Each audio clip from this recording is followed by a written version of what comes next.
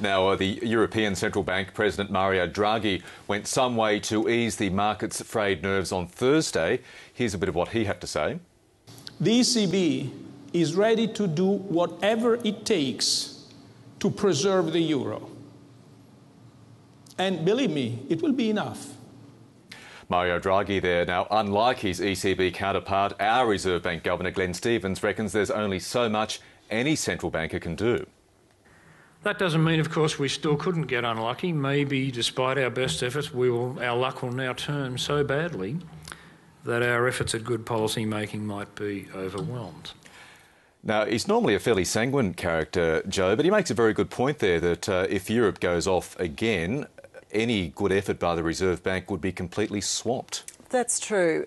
But he's probably more realistic in a way than Mario Draghi. But the Reserve Bank has a lot more ammunition, in its armoury than the ECB does. We've still got some way to go if we want a low rate. So, I mean, the question is, as Mario Draghi referred to, are they actually going to start intervening in the bond markets again in Europe?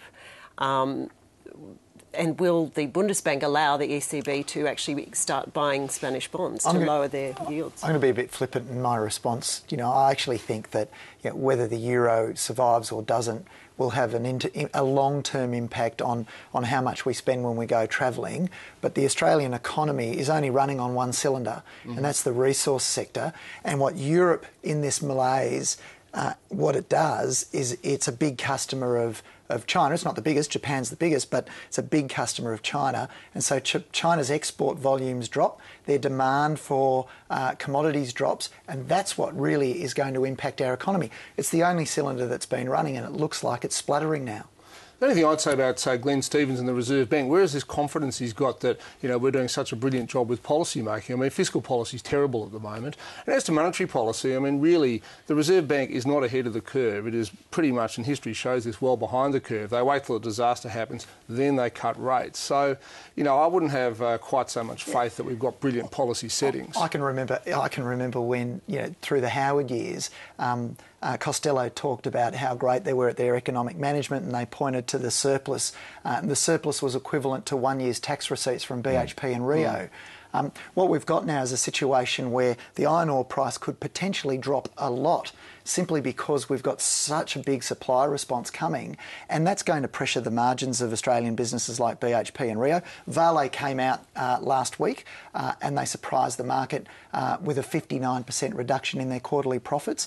They're the biggest producer of iron ore in the world, and I can't see, with the same iron ore price, how BHP and Rio aren't going to suffer the same fate. But you've also got to remember, I think, that, part of the slowdown in China has been engineered by the Chinese government, and, the consensus seems to be now that they're going to settle around 7 to 8% growth, which is still a fairly decent number. One thing we know is that when the Chinese come out and say we're going to get 7.5% growth, they will print 7.5% irrespective of what the reality is. That's exactly and just right. quickly on Europe, you'd think that Mario Draghi would need some heavy artillery to fire, because there are growing concerns about Spain. I saw Citi came out with a note this week talking even about Germany's sovereign rating being taken down a notch or two. Well, this is the thing. Look, Germany is there pretty much underwriting the rest of Europe. And how far can they go? Well, exactly. German debt, I think, is 80% of GDP now. It's not nearly as high as some other countries.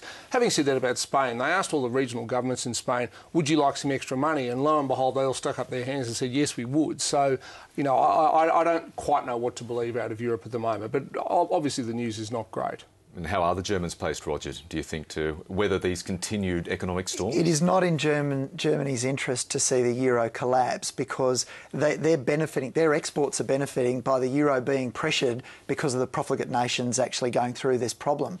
If they left, then the euro would rise and that would make their exports less competitive. It's not in their interest to see it fall apart. So I agree, they'll try everything they can to keep it together, but they may be overwhelmed.